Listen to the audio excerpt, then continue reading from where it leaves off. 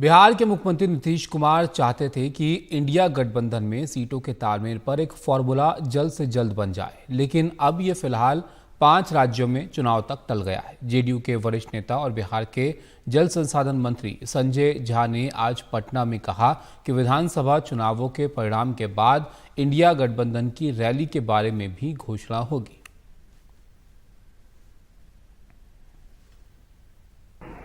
अब मैंने देखा कांग्रेस के अध्यक्ष का बयान, राष्ट्रीय अध्यक्ष है कि नहीं ये चुनाव के बाद फिर सीट वाला बात या और जो बात हो। और वैसे मुख्यमंत्री जी की इच्छा थी कि ये सीट वगैरह का बात हो जाए, एक सेटल कर जाएगी चीज पहले विधानसभा से पहले। लेकिन मैं उम्मीद करता है कि विधानसभा चुनाव के बाद जो सीट वगैरह का इशू है वो रिजॉल्व हो जाएगा।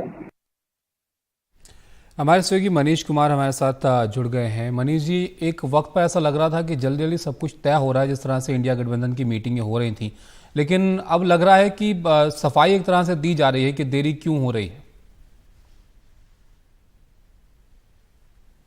निश्चित रूप से ताबीज कहीं ना कहीं ये जो 5 राज्यों में विधानसभा चुनाव हो रहे हैं और चूंकि कांग्रेस पार्टी हर जगह पर बीजेपी के खिलाफ मुख्य प्रतिद्वंदी पार्टी है, इसलिए कहीं ना कहीं चीजों पर जो है वो होल्ड हो गया है, किसी को पता नहीं है। और सब अब ये मानकर चल रहे हैं कि इंडिया गठबंधन में चाहे वो सीटों के तालमेल की बातचीत हो या उनकी रैली आयोजित करने की बात हो या क्या मुद्दे उठाए जाएंगे अगले लोकसभा चुनाव में, इन सब चीजों पर एक अभी फिलहाल विराम लगा हुआ है। और एक तरह से चुनावों के 5 राज्यों के परिणाम आने के बाद 3 दिसंबर के बाद एक बार फिर से इन चीजों पर बातचीत शुरू होगी। तो जो सहयोगी वहां नहीं लड़ रहे हैं, यानी कि जनता दल यूनाइटेड भी मध्य प्रदेश में 10 सीटों पर चुनाव लड़ रही है, लेकिन उसके बावजूद उसे उम्मीद थी कि कांग्रेस पार्टी जो है ये जो पिछले कम से कम 2 महीनों से उनकी सारी गतिविधियों पर बॉम्बे की मीटिंग के बाद में एक तरह से ठहराव है या विराम लगा हुआ है, वो शायद उन्हें लगता है कि ये पूरा समय जो है वो बर्बाद जा रहा है। लेकिन वो मानकर चल रहे हैं कि कांग्रेस पार्टी के जो शीर्ष नेता हैं उन्होंने खुद एक्नॉलेज इस बात को किया है और एक बार विधानसभा चुनाव के परिणाम 3 दिसंबर को आ जाएंगे तो फिर सीटों का तालमेल हो या अन्य मुद्दों हो, उन सब चीजों पर बातचीत फिर से शुरू होगी। ताबिश। लेकिन मनीष जी, कहीं ना कहीं ऐसा लगता है कि जो सवाल थे जब ये तालमेल बैठाने की बात हो रही थी कि कैसे जो है वो बंटवारा सीटों का होगा, क्षेत्रीय पार्टियां जहां पर मजबूत हैं, इन सवालों को और ज्यादा हवा यहां पर इन चुनावों के साथ मिल गई और ये दिक्कत बढ़ाएगी इंडिया गठबंधन के लिए चुनावों के बाद भी। देखिए, जहां तक सीटों के तालमेल का सवाल है तो जो इंडिया गठबंधन है उसे कुछ ही राज्यों में एक तरह से शुरुआत से बात करनी होगी। बिहार या झारखंड जैसे राज्य हैं, वहां पर वो पहले से चुनाव लड़ते आए हैं और वहां पर एक फॉर्मूला बना हुआ है, उसी में थोड़ा मोड़ा फेरबदल होगा। लेकिन कुछ राज्य हैं जैसे उत्तर प्रदेश या पश्चिम बंगाल,